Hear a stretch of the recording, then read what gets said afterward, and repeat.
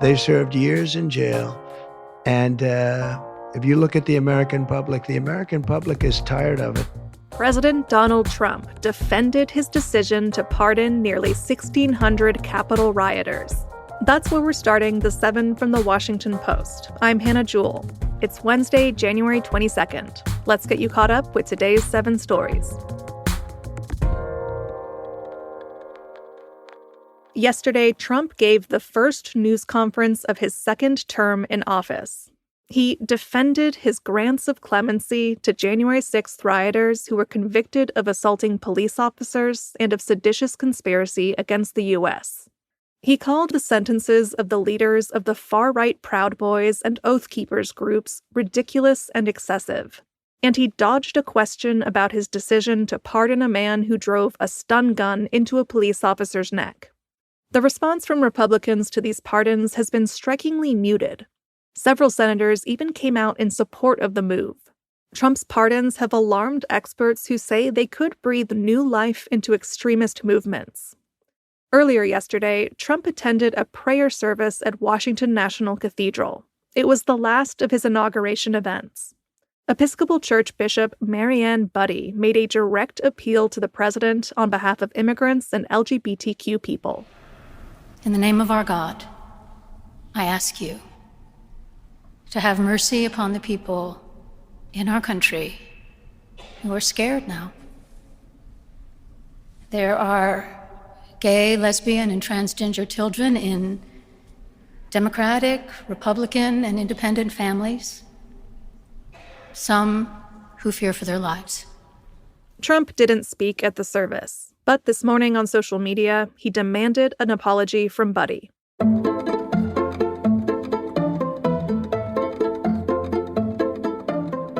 We're turning to Trump's team for number 2. A Doge revamp will empower Trump's billionaire advisor, Elon Musk. Doge is the Department of Government Efficiency. It's a group that Trump has tasked with combing through the federal bureaucracy, searching for places to make deep cuts. Musk and his fellow billionaire entrepreneur Vivek Ramaswamy were supposed to co-lead it, but that plan has changed. According to an exclusive Post story, a rift has emerged between Musk and Ramaswamy. Ramaswamy now plans to depart Doge to run for governor of Ohio.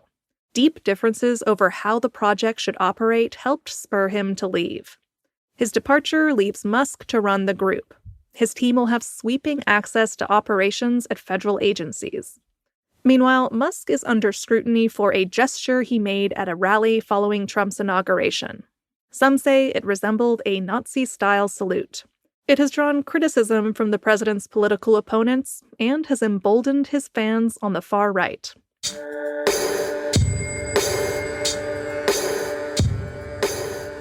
Number 3. Israel launched a major military operation in the West Bank. It has only been a few days since a ceasefire took effect in Gaza. But yesterday, Israeli forces turned their attention to the city of Jenin in the West Bank. That's the other, larger Palestinian territory. Israeli Prime Minister Benjamin Netanyahu said the military operation there would be, quote, extensive and significant. At least 10 people were killed and 40 were injured.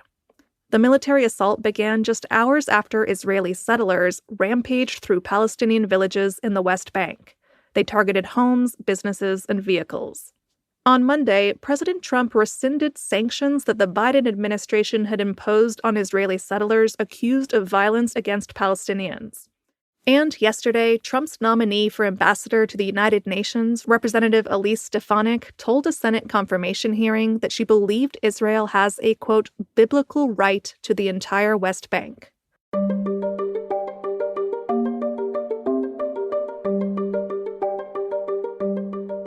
Number 4. Prince Harry settled his case against Rupert Murdoch's UK tabloids. A highly anticipated trial pitting a crusading prince against a media giant ended before it began this morning. Harry had alleged he was the target of illegal information gathering by Murdoch-owned papers. As a result of the last-minute settlement, Murdoch's news group newspapers issued a formal apology. The group also paid an undisclosed sum to the prince. But it came as something of a surprise that Harry would be willing to accept a settlement. He has long railed against the British tabloid press, claiming it hounded his mother, Princess Diana, before her death.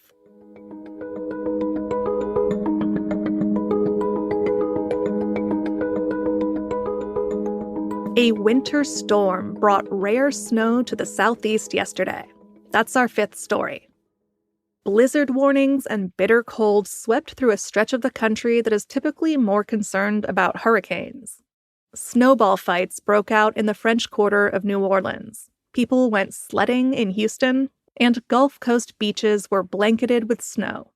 The storm led to at least 5 deaths from causes including hypothermia and traffic accidents.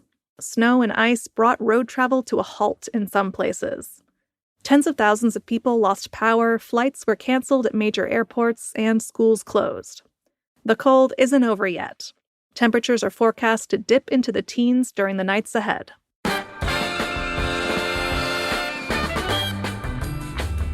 Ichiro Suzuki, CC Sabathia, and Billy Wagner made baseball's Hall of Fame. That's number 6.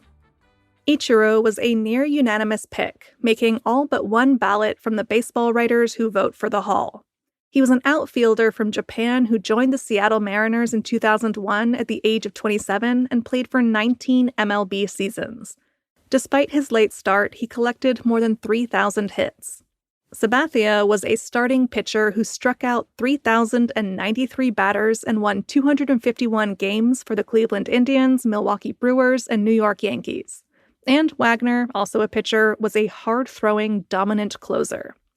Ichiro, Sabathia, and Wagner will be honored on July 27th in Cooperstown, New York.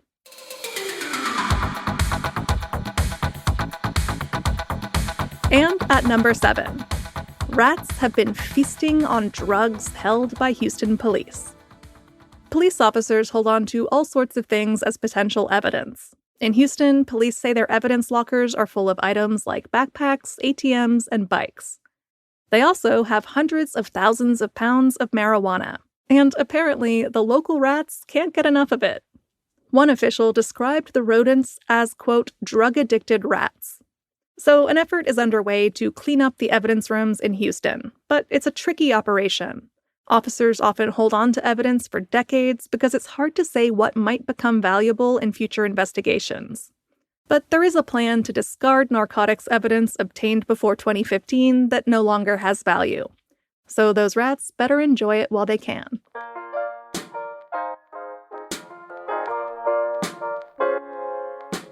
All right, you're all caught up. But before you go, a reminder that if you're a subscriber to The Washington Post, you can get access to our shows ad-free in Apple Podcasts. All you have to do is find the Washington Post channel in Apple Podcasts and connect your Post subscription. Then stay tuned for more subscriber-only audio benefits, like exclusive and early access episodes. If you're not a subscriber, this is a great time to start. You can sign up at our channel in Apple Podcasts or through the link in our show notes. I'm Hannah Jewell. I'll meet you back here tomorrow.